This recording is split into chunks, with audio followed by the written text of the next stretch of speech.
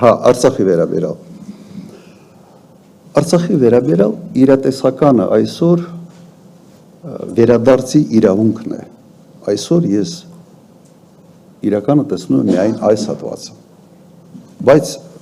աշխարհը այնպիսի տեմպերով է փոխվում, որ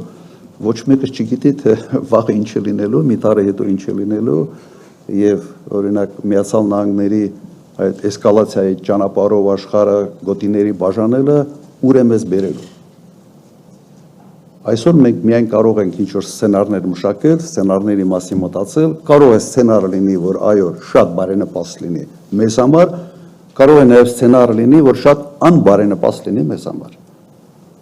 Դրա համար այսօր միայն խոսում ենք վերադարձի իրավունքի մասին, որը իր հետևից բերելու է գույքային նաև որոշակի իրավունքների,